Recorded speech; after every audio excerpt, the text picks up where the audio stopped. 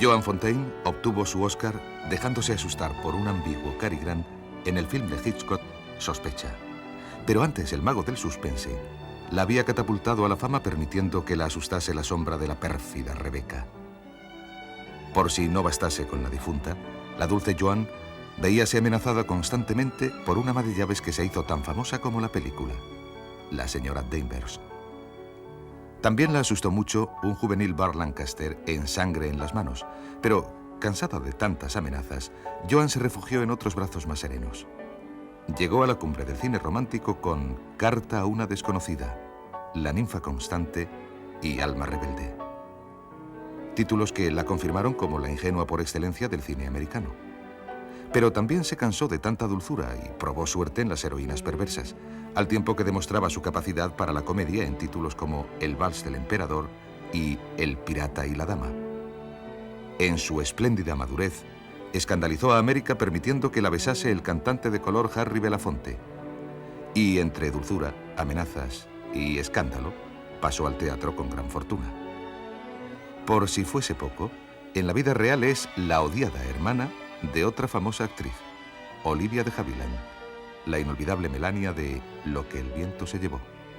It was said during many years that you and your sister Olivia de Havilland were quite unfriendly. It's Is that quite true? true, and we still are. Oh, really? Yes, so there. Can't believe that. No, but the point is that being born in Japan and having armors and all that sort of thing, I was not introduced to my sister properly, I think.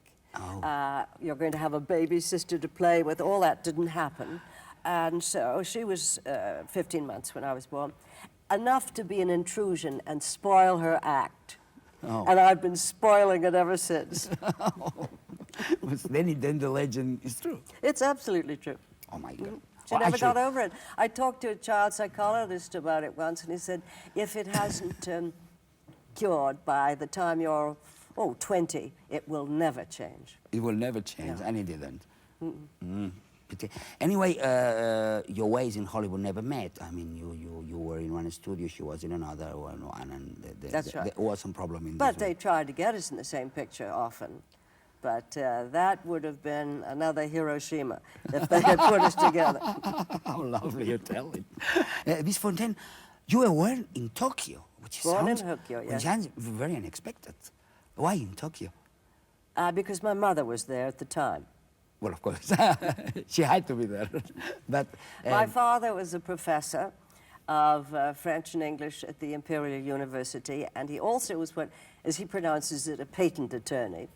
And my mother's brother was a professor, so she went over to meet him, met my father, and they wondered whether they should get married or not, so they tossed a coin for him.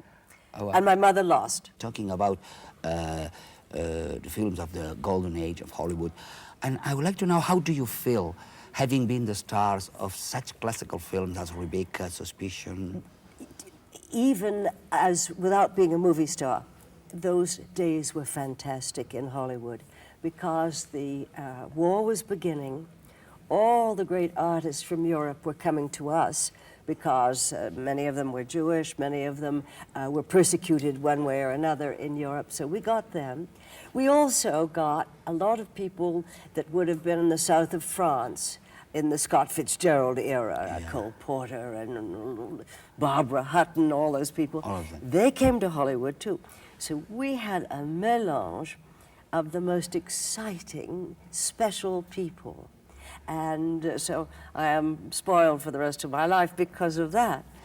And do you feel any difference between that great Hollywood you used to know and now, and the film industry as it's being now? Terence, when I do a television or something, and I don't want to do any more, by the way, they have you, instead of your great big dressing room where you had your own maid, your own kitchen, you had people to lunch and served wine.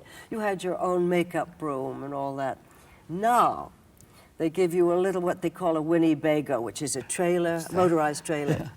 And somebody steps on it and it shakes like mad, your lipstick goes all over. And lunch, they bring you in a paper plate. Oh, yeah. And the coffee's in a paper cup. all the lovely things we had. We were talking about A Certain Smile, and Jennifer Jones on that film had a lovely dressing room on the set as well as in the main building. But she would have oil paintings, Manet, Monet, really? Renoir. In those golden years, when you could have a part like the young girl in Rebecca, what did it happen to you, an actress, as you were in that moment? Well, how did you feel when you were chosen to be that part? I had tested 7 times for that. Everybody in Hollywood tested. Wanted to. Oh, everybody. So by the time I got it, it's like opening your Christmas present 7 times. 7 times. By the 8th time, it doesn't really matter. There were many actresses that were very eager to get that part. Yes. I think that it was as much important as the search for Scarlett O'Hara. Yeah, but Who else was testing for that part?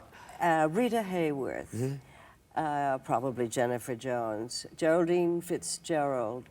I could go on. Margaret Sullivan. So Colette many Goddard, others. I think she did. Vivian Lee. Vivian Lee also. Yes, she and too. you won it.